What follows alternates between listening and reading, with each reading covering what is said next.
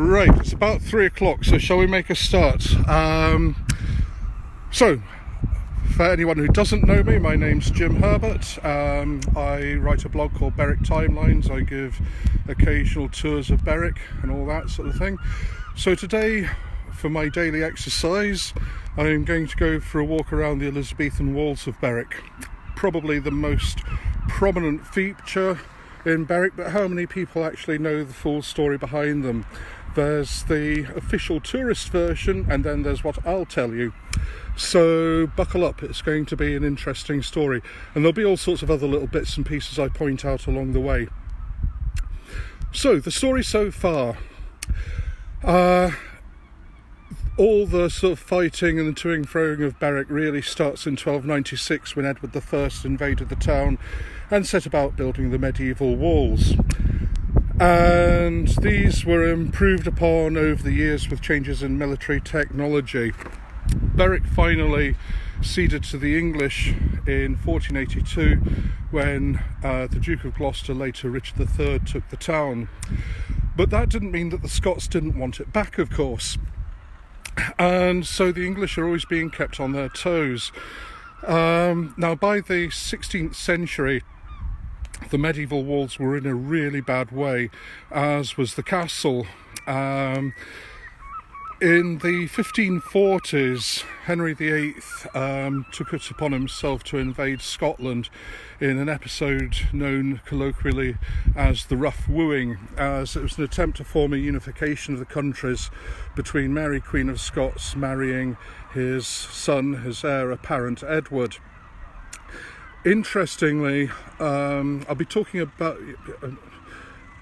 Many people will know, of course, that the style of defences that we're going to be looking at today are called bastion defences, but there were plenty of small forts and things around the south coast that were built in this style, but this is the only set of town walls in Britain with this style.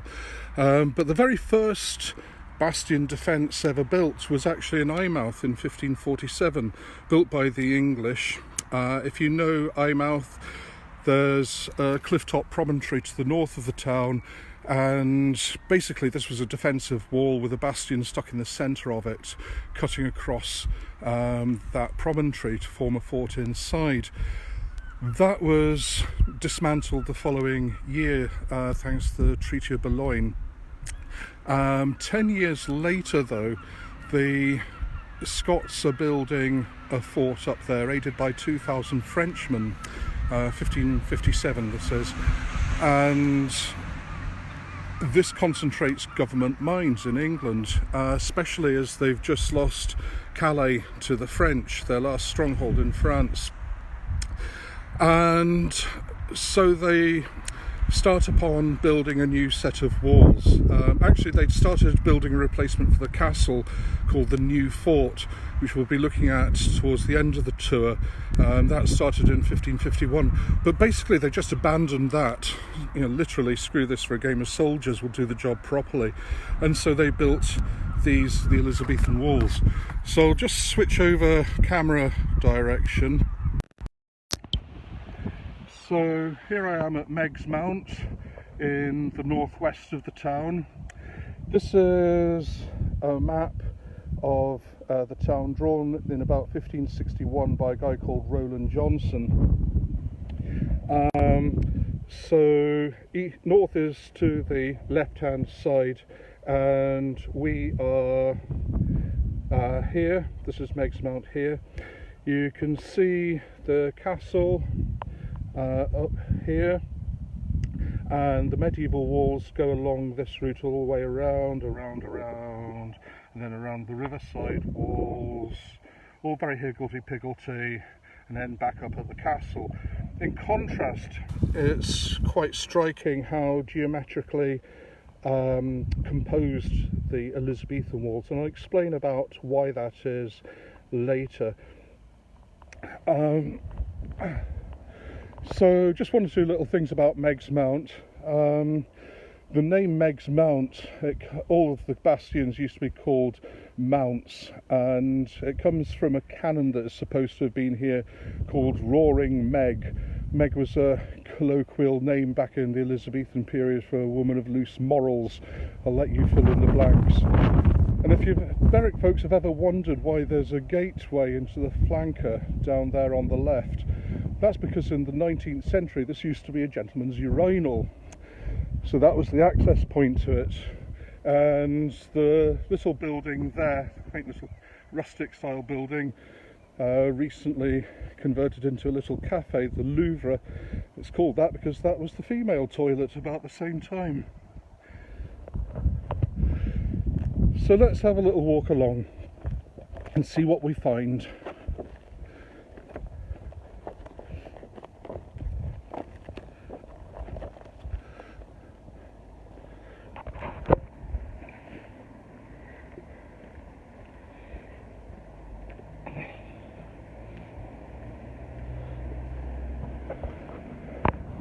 Very deserted Berwick High Street.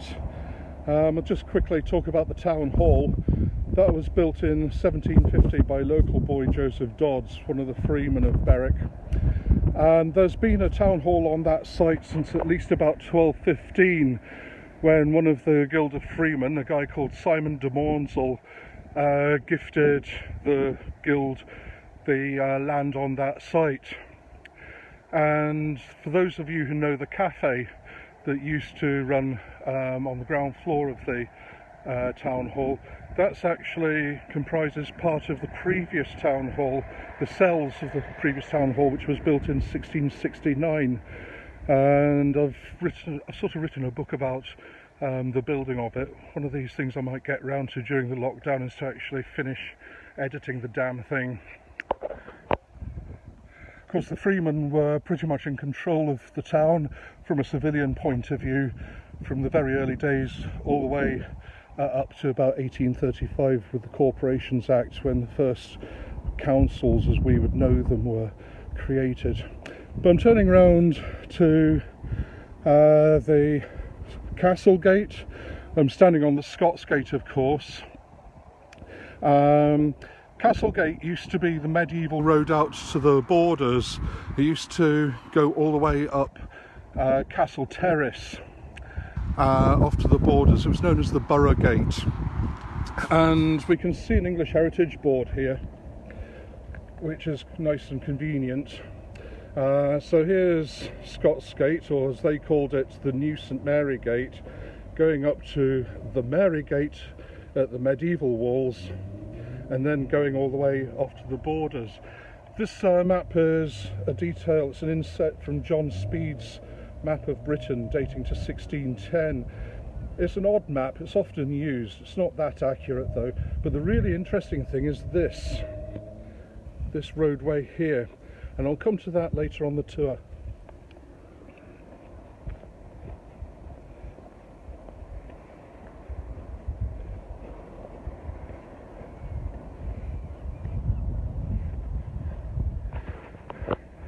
Fairly deserted car park, our wonderful little infirmary. From memory, I think that was built in 1844, and I was there at the wonderful minor units, minor injuries unit just yesterday, getting a swollen thumb sorted, so thank you. But I'll just pause here. I don't know if you can see if the quality of the video is good enough. I can't zoom in. Between the hospital tower and the chimney on the left, you can just see the top of the bell tower. That's on the alignment of the north wall of the medieval walls, built in 1577. It's about 26 foot high. Can you imagine? The medieval walls were taller than that. And no doubt one of these days soon I'll be doing a walk around the medieval walls, and I'll go into the bell tower in more detail.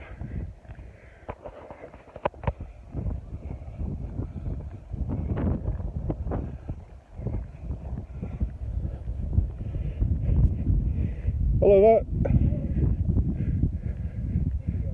Yes, doing a video tour of the Elizabethan walls.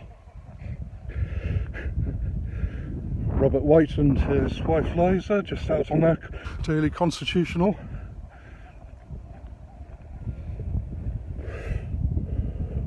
One of the odd things that you can see here are these cul-de-sacs like Coxon's Lane and Hatter's Lane. No, that's Hatter's Lane, I always get them mixed up.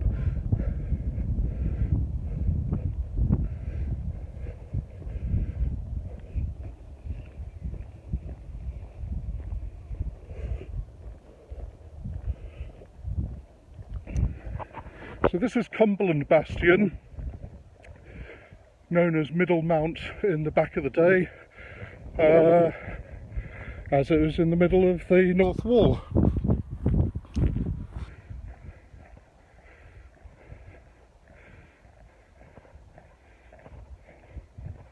I'm not sure if I actually mentioned, the walls were started in 1577, starting at Megs Mount and working east along here.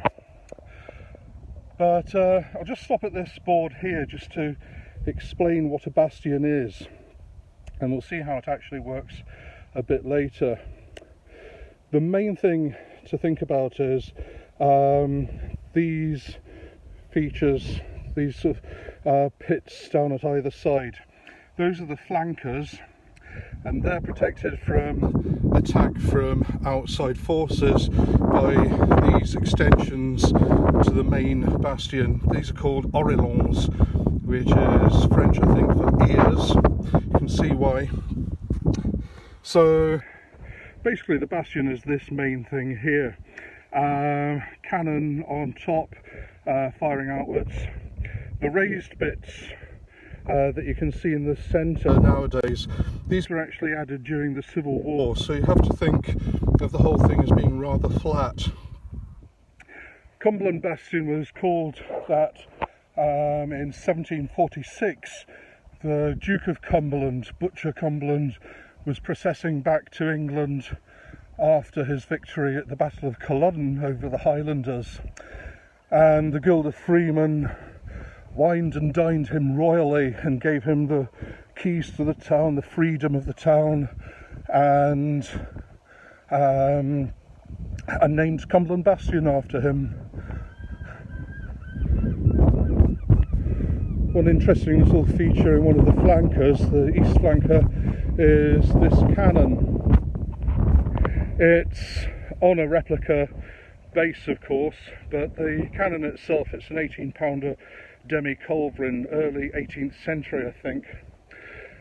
And we can have a look in here. You can see one or two interesting features. Down in the corner you can see a doorway, hopefully, with a spiral staircase, and that leads to a doorway top left of it. I doubt you'll be able to see there are various joist holes in the stonework underneath the doorway. So these bastions were meant to be two-storey affairs. And there's little hallways there. There's another one behind the cannon there. These were used for ammunition and for powder storage.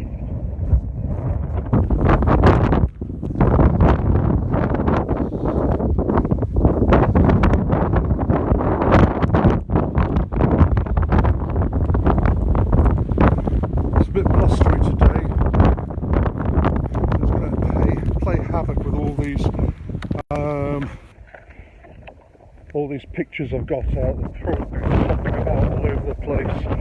I was talking about Hatter's Lane and Coxon's Lane as being cul-de-sacs, but the biggest one, of course, is Wallace Green.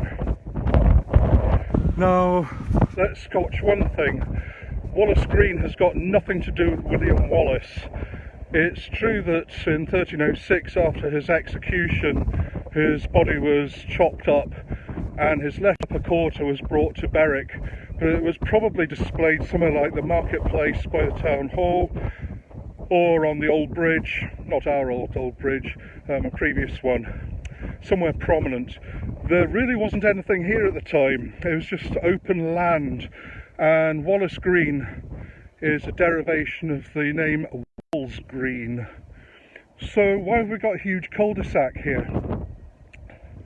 Well, remember that map I showed you earlier on the Scots Gate, and that little road at the top left of it? That's basically an extension of this. There's a golden rule in landscape archaeology that roadways never change their route. They can change their importance. A motorway can become a path can become a motorway, but they never change their route unless there's a really good reason. And the building of the Elizabethan walls is one of those really good reasons. You can just see beyond that line of barriers the low greens there, and that is basically an extension of Wallace Green. That's the road to Edinburgh. And if I can hold this map steady, hopefully you can see it. I'll get it down on the ground. So you can see in red there the Borders Road, the old Borough Road. In white we see, down at the bottom there you can see Cumberland Bastion and Brass Bastion. And the medieval walls are in white. You can see the bell tower, that black dot. And between it and Lord's Mount was a big gateway called the Wallace Gate, and you can see how Wallace Green down the bottom left lines up with low greens and then extends through and curves round and extrapolates onto the Morrison Strait. So that was the Edinburgh Road.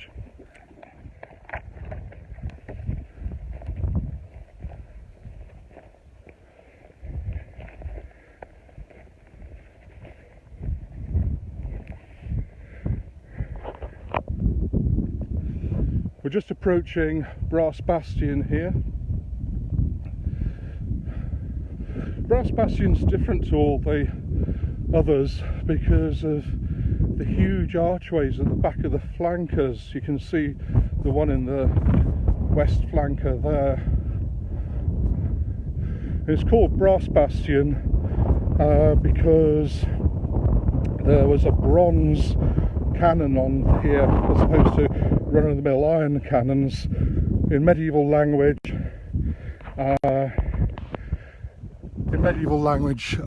brass means bronze usually.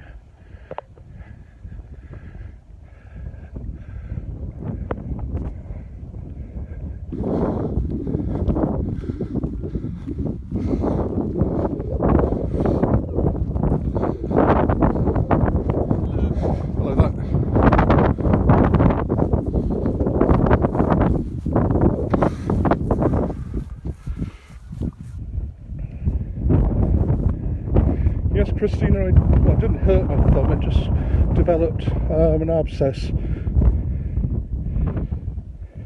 Oh. I'm on antibiotics for it, it's healing up nicely. Anyway, here we are. This is actually a sentry path that used to run all the way around the walls. This was excavated in the 1960s. So underneath this there's still this sentry walk. Anyway, we're overlooking the east flanker. So let's see how the things are meant to work. Basically the whole thing is symmetrical so that all the outer faces of the walls are covered by flanking gunfire. So we can see the east flanker of Cumberland Bastion ahead of us, and our guys down here, they're going to be firing straight across at the guys over there, and they in turn are going to be firing straight across at us. And this is called a trust game. Of course they're not actually firing solid shot, it's going to be grape shot, that sort of thing, and obviously they'll practice so that it lands in front of the flanker, not at it. And also you can see hopefully from the direction that the gun platforms are facing, you can fire all the way along the outer face. And of course there should have been a first floor with more cannon doing the same. And so what you end up with is a system, oops, wrong thing, hang on a moment, I've got me things in the wrong way, here we are.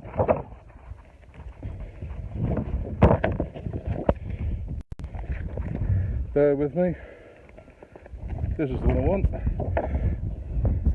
So you can see this is simplified, but you can see how the geometric shape of the walls, the design, it allows covering fire around the whole circuit.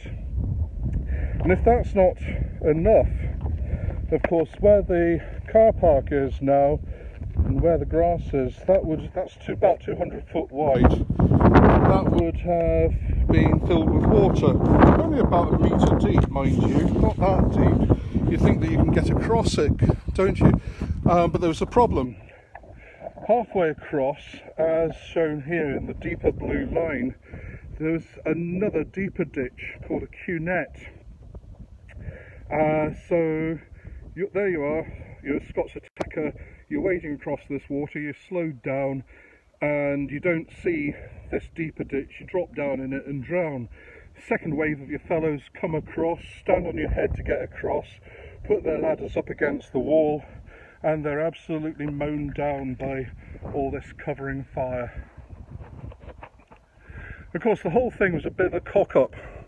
The chief engineer was a guy called Sir Richard Lee, and he had a couple of consultants brought in. The whole idea of bastion walls is an Italianate idea. So a couple of guys called Giovanni Portinari and Giovanni Acconti were brought in, and there were constant squabbles between them all. For a start, the Italians reckoned, why are you building a circuit of walls? Just go from Megs Mount, where you've started, all the way across to the cliffs. Just cut off the promontory that Berwick's on. It's going to be a damn sight quicker, cheaper and easier to defend. But the English were like, no, we're British, we're English, we want a circuit of walls like we've always done. And so that's what they got. But as we'll see, they did have to make a compromise to the Italians later.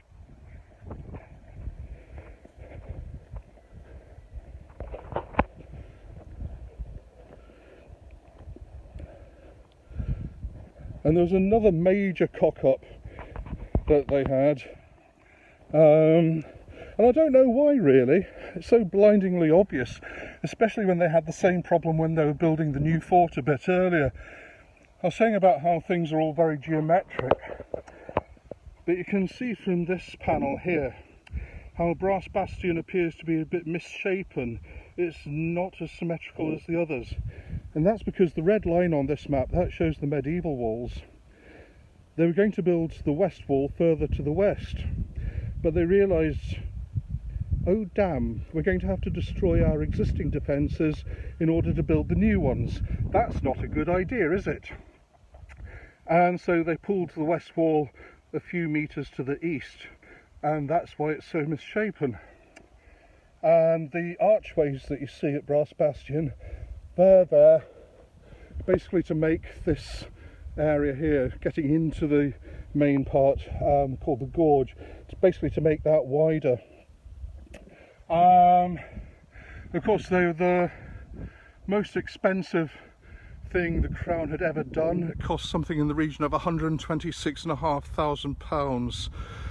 And somebody writing to London in 1568 says, "Your Majesty must admit the new wall is magnificent beautiful. However, the town is weaker by reason there is neither gate, pile or rampire, and methinks her Majesty has not had her penny's worth for so much money spent." Pretty damning indeed. Other comments were, it is an opinion and it is a show and opinion of a strong thing. And yet another person said the men would be safer out than within.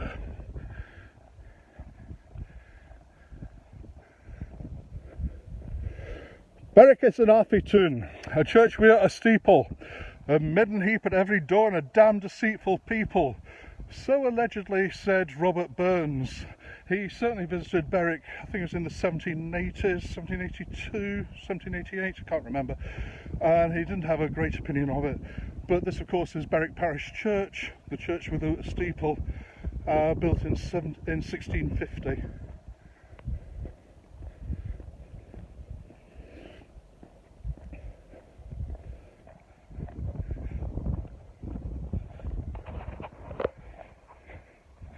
I have to confess, folks, I've made a major cock up in so much as I thought the phone was charging before I came out, and it's now giving me low battery warning, so this may cut short at any moment, probably before I finish what I wanted to do, so apologies for that.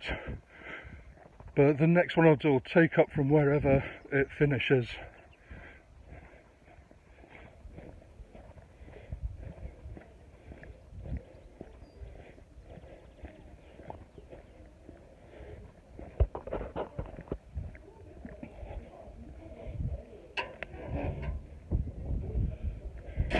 That comment about there's neither gate pile or rampire. We've got the cowport here, the cow gate. It's the last of the original gateways through the walls, and there's a map of about 1590 that shows it hasn't been finished yet. So let's see how it works. And also it's quite interesting because these maps by Roland Johnson, you can see them in great detail. And the gateways in the medieval walls would have looked extremely similar to this. Why wouldn't they? Technology hadn't really moved on that much.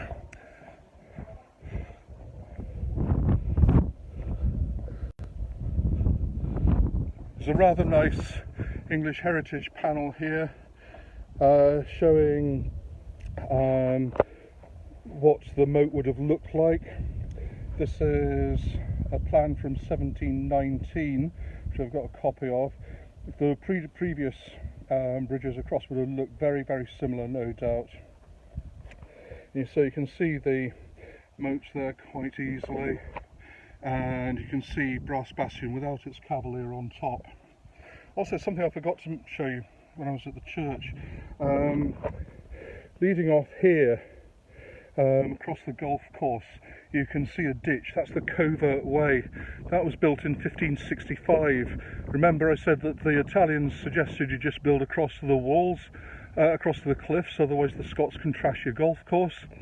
Well, basically that was the compromise put in because the English realised, yep, they might have a point. So anyway, here's the cowgate. So let's see what you have to do to get through this. A big set of outside doors, of course, not original. The roadway was actually dropped, I think in the 1970s, some point in the 20th century, to allow taller vehicles to get through. And if you get through there, then you have to negotiate a portcullis, a big wooden and iron bound doorway that drops down this slot here. And then behind that you can see this rebate here. That would have taken yet another door, another set of gates. You can see the hinges still remaining there, and then I'm going to play dodge the car.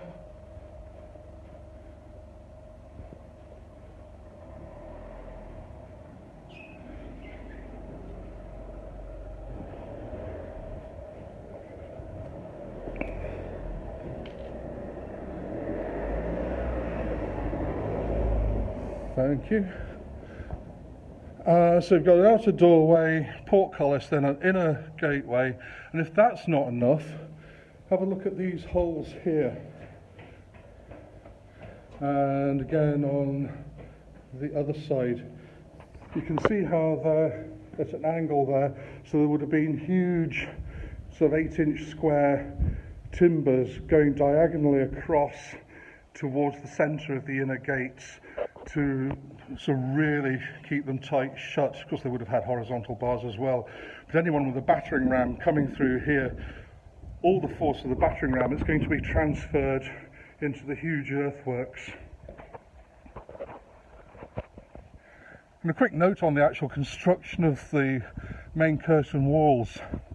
Underneath the pathway that I'm walking on, there's a lot of sort of inner cross buttress walls which stabilise the whole thing.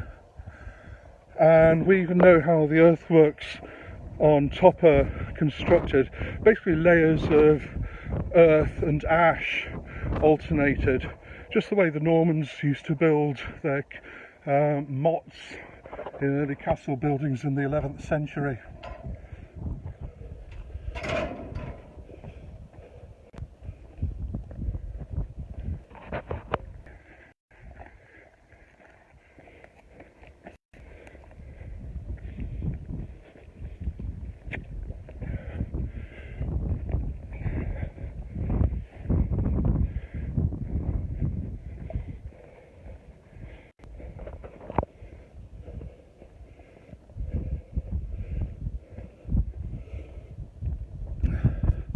We're approaching Windmill Bastion, so called because there used to be a couple of windmills on it, and it often gets very gusty here. In the medieval period this was called the Wind Ward, and even one of the medieval towers is called the Tower Against the Windmills. You can see hopefully a concrete post on top of Windmill Bastion, and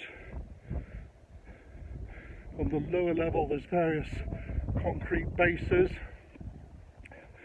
These belong to guns, really large guns, manned by the Royal Voluntary Artillery in the, I think they started in 1891, and that is why the pub on Marygate, the Brewers Arms, is known locally as the Heavy Battery, because that's where they drank.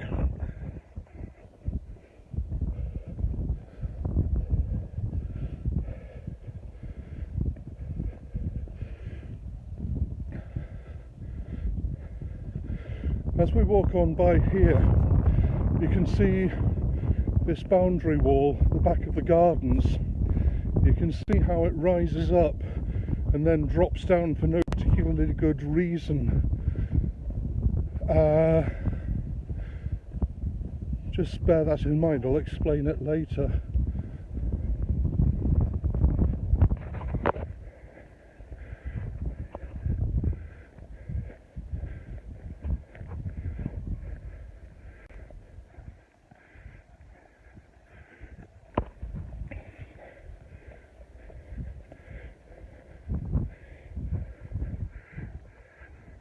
Nice view down the coast.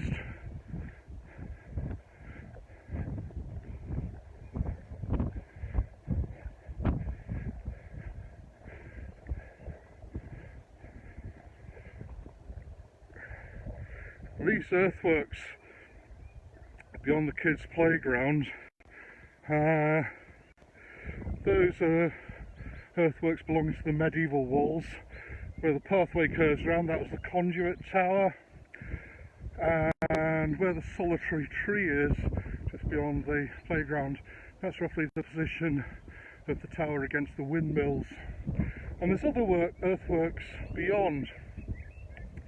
I'll also point out the path that runs to the left of the gunpowder magazine towards the Lion's House in Ravensdown.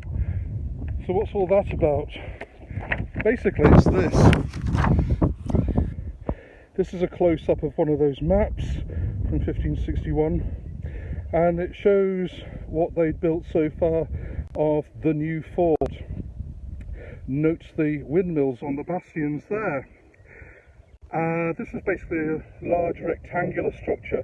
Where the wall rises up there, that was the north wall, and the wall off to the Lion's House in Ravensdown, that's the south wall. It's very difficult to see on the ground, as it were, unless you know what you're looking for, like I do. But the earthworks beyond the immediate earthworks, those are the east side of the new fort. And it would have looked something like this. This is part of Carisbrooke Castle on the Isle of Wight.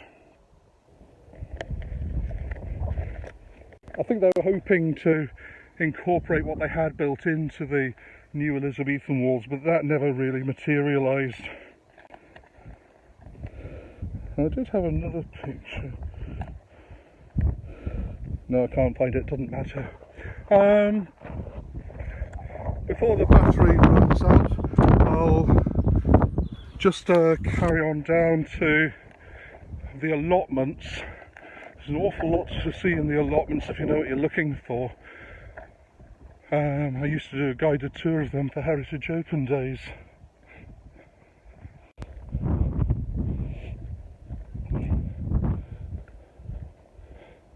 Basically, the walls were never finished. They just stopped building them in 1570. All the threats had gone away, and instead of joining up Megs Mount down there ahead of you, sorry, King's Mount ahead of you, up to Megs Mount, they basically just clagged them onto the riverside medieval walls. But we can see evidence of what they were intending to do. There's the allotments. Hopefully you can see in the distance a little grass mound with a window in it. No, that's not where hobbits live. That's the upper entrance to an ice house. But the interesting thing is the ridge all the way along to the boundary wall on this side. What's that for? Well, until 1926 that was ropery. You need a long stretch of level land to make ropes. There were several of them in Berwick. But that's not why it's raised up. It doesn't need to be raised up to be a ropery. Nope, that's the origins of the south wall. And you can see it here on a detail of a map from 1590, the true description of Berwick-upon-Tweed. You can see where my bandaged thumb is, you can see King's Mount, and there you can see that ridge running along. And you can, the 1561 map is extremely well drawn. It's very, very accurate indeed. And so you can see here, I've sort of put a couple of red lines showing it. You can see that even in the present day boundaries, you can see that alignment. Yeah, it's always windy up here. Put that down. And I've superimposed the 1561 alignment onto a sort of modern ordnance survey map, so you can see how it would originally have worked. So that's basically a tour of the Elizabethan walls so far. Next week, hopefully I'll be with you again, and we'll carry on from where we left off, going along the riverside walls to explore all sorts of lovely things there. So I'm just going to walk along here, along the pathway of the Lion's House. Of course, where the path bends around, that's where the southwest bastion of the new fort was. So thanks very much for watching and listening. Share it with your friends. I'll upload it onto YouTube as well, so you can send it to people. Bye for now.